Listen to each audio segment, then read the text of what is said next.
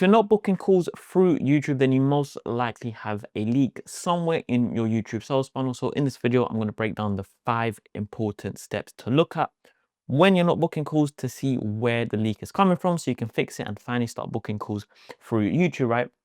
And we're essentially going to start with point number 1, which is eyes. And what do I mean by eyes? Well, eyes essentially means the amount of impressions, the amount of people that are seeing your content directly through YouTube. So obviously when you post a video on YouTube, it's going to get pushed to a certain amount of people. And that's the first thing you have to monitor. If it's getting pushed to a large amount of people, then, you're obviously doing something right and it's getting pushed to those people. However, if you're realizing that your impressions are extremely low, or for certain videos they're extremely low, other videos they're extremely high, then there is an issue there with most likely some sort of keyword usage, some sort of SEO is not right in there. So you have to check your SEO, you have to make sure you're using your keywords, and you have to make sure you're just giving YouTube enough information to make sure you're being pushed out to the right audience. There's multiple ways to do this, and with everything that I go through in this video, a lot of the time it's going to be on a case-by-case basis, which means I won't be able to actually give you an exact answer, an exact fix to your problem. If you do want an exact fix to your problem, you can book in a free YouTube audit down below where we can go over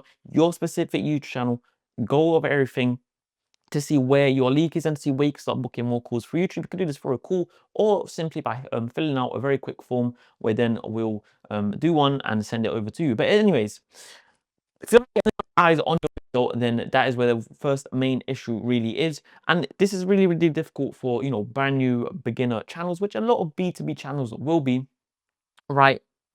And it's a case of seeing why. A lot of time, like I said, double check with keywords, double check that your SEO is being optimized as best as possible. When your SEO is optimized as best as possible, that means you're going to be pushed to, it should be pushed to the right audience. You have to give YouTube as much, especially a smaller channel, as much information as possible to help you be pushed to that correct audience. And there's not much else I can say on eyes, but if you're just recording a video, uploading it with no description, no proper title, no sort of keywords anywhere, no tags, no nothing, it's going to be very difficult for YouTube to know who your audience is and who to push you to until you start building some sort of audience and reputation, and they can start understanding who's going to watch your videos. But before that, as a brand new channel, really focus on giving YouTube as much information as possible to push you towards the right audience, right?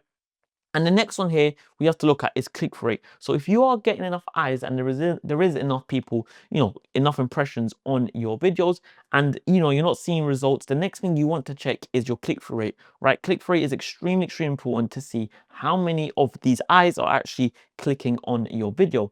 And if there's not enough eyes, enough people clicking on your video, and your percent from eyes to click-through is extremely low, we're talking under 3%, which is extremely low, then you have to look at what could be going wrong there. And there's usually 3 things to look at.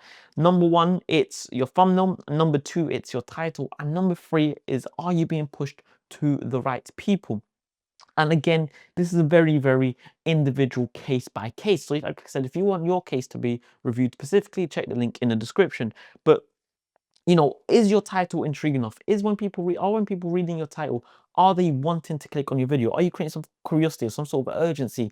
And the same with the thumbnail. Your thumbnail and your title have to work together to make people feel urged, to make people feel curious to click on your video. And then the last thing will be to just double check that you are getting pushed to the right people. That can be seen in your sort of analytics of the sort of person that is watching your video, and that's all seen through the analytics in the back end, right?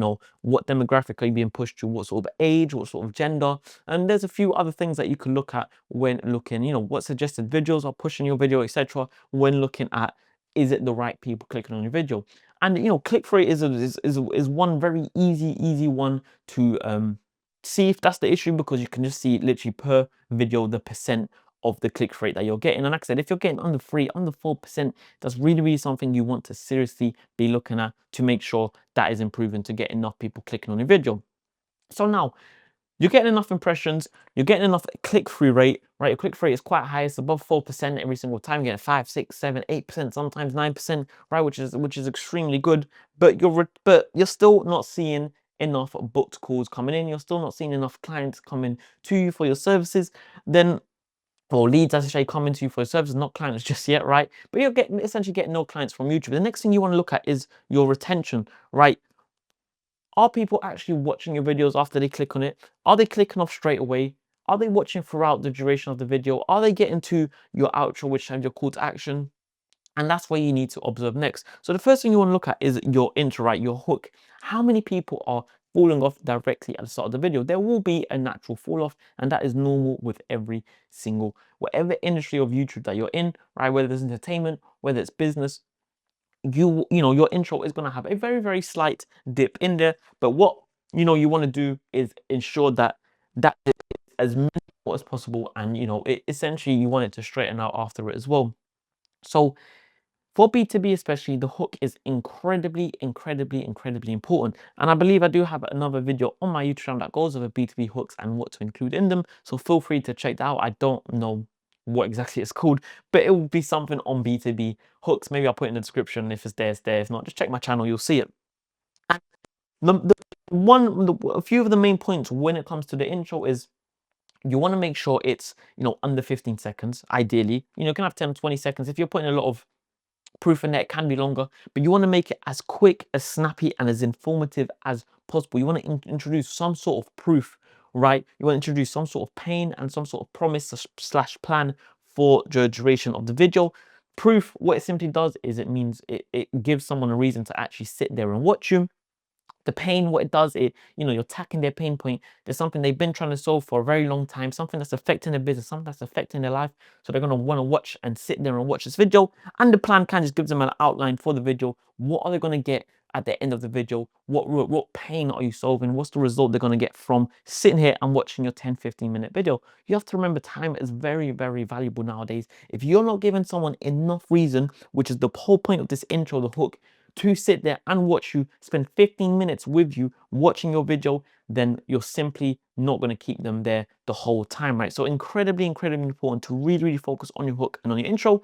Now, when it comes to body, here it is a bit more free flowing, less structured, but we still always try to structure in a way that's going to optimize, you know, that retention for as long as possible. So people are staying on there for as long as possible, right? So really, really focus on your body. What can you do? How can you structure it in a way that people are staying all the way through? If people are watching the intro and then dropping off, you know, in random parts of your body, then that's something that you have to analyze. Again, video for video, it's case by case with all of this, right? You have to analyze, why are people dropping off? Maybe you're giving them the answer that they need straight away. Maybe, you know, you're not, you know, they're getting bored. Maybe they're not seeing any value come out. Maybe, you know, they've clicked on the video expecting something and, you know, it doesn't relate at all to the title and the thumbnail. You know, it could be a vast majority of reasons. It's all case by case, and it's something that you have to analyze for your own YouTube channel. Like, again, if you want to do it, if you want us to do it for you, check the link in the description. And then the outro is where you're going to have your call to action, and it's where you're trying to get people to push us to step number 4, which we're going to get to in a minute, right? But it's where you're going to want to try and push people to complete the ideal next step. For some people, it could be, you know, push it, oh, go watch this next video, because that helps with YouTube to push your content more if they see people watching more of your content. For some people, might be book a call. For some people, might be check out my website. For some people, might be sign up to my newsletter. Whatever it is, it's all, like I said, case by case. But you want to optimize the outro as best as possible, so that first of all, people actually get into there, and second of all, your call to action is effective enough, which is actually step number 4. And just one very, very quick reminder with call to actions, right? Don't just have them at the outro. You want to have call to actions throughout your video, and it doesn't have to be nothing crazy. You know, it doesn't have to be nothing like every single minute you have to kind of promote your thing. It can just be very, very simple reminders in there. Check this out, check this out. If you want to hear more on this, check that out. If you want to see something later, just check this out, right? Just plop them in there, because people, you have to constantly remind people about this thing that you do, about what you have. Otherwise, you know, and I'll be honest, it's very difficult to get, you know, a lot of people to your outro. And when people realize that the outro, you know, is coming, when your video's coming to end, they will simply click off and find the next video, because most likely they have the answer for what they came for, right? So always consider as well, when you're going from your body to your outro, don't kind of say like, all right, guys, that was it. Thanks for watching the video. I hope you enjoyed, blah, blah, and then go to your call to action, right? You're going to just drop a lot of people are going to fall off. So that's another thing that you must consider. Okay, a lot of things you have to consider here, but again, just take this step by step, right? It's all a step-by-step process. Are enough people watching your video? What's your click-through rate like? Are people staying for the intro? Are people staying throughout the body? Are people getting to the outro? If they are, if this is all good, and then like again, back to the call to action. Have call to actions throughout your video, right? You're gonna have a call to action as your main link in the description, the top link. You're gonna have a call to action in your pinned comment, and you're going to have a call to action in your about section, right? And it's all about seeing how many people are clicking on them call to actions. And you're going to see this, through, you can have like a link that you track, see how many clicks it's getting per link. You can have you see how many people are visiting your website, see how many people are visiting your Calendly page, right? Have a specific link for YouTube, right? Don't have the same link for that you have on your Instagram. Don't have the same link that you have on your LinkedIn. Don't have the same link that you send out in your emails, right? Have a different link for YouTube so you can track this properly. And are enough people clicking on this, right? You also want to, if you can, try to optimize it so that every single video has a certain link to see which video is getting the most clicks, to see which videos are optimized the best for your YouTube content, right? And you have to just see the amount of people watching your video, the amount of people staying all the way to the end compared to the amount of people clicking on the link. If you're getting thousands of views and you're only getting a couple people clicking on your call to action, clearly, there's a few reasons. Maybe there's not enough call to actions throughout the video. Maybe your call to action at the outro is not strong enough. Maybe, your call to action, your copy for that call to action in the description is not enticing enough. It's not making them want to click. Maybe it's not enough of a pain point for them to want to click on that call to action. And that again is a case by case thing. And if you want yours reviewed, again, I'm going to keep saying it, but check the link in the description, right? But again, your call to action is something that you have to just see if it's strong enough. If people are watching throughout the videos and people are clicking on your videos and they're not going to the call to action, then again, the call to action is most likely your issue, and it just has to be stronger enough, has to hit them pain points, it has to entice people enough to want to click on your video, right? So that brings us to step 5, which is your funnel. If your call to action is getting clicked on, if you're getting enough people to your website, to your Calendly, to your news, wherever it is, right, and they're still not converting, then there's another issue there, and that issue is essentially your funnel. It's no longer YouTube's issue, right? This is a step for YouTube. When it comes to step number 5, it's your funnel. Maybe your website is not optimized enough to convert people. Maybe they go through this and it looks all very professional and clean, and then they get to your website, or they get to your newsletter, or they get to you, whatever, and it looks horrible, right? It's just not, it's not good.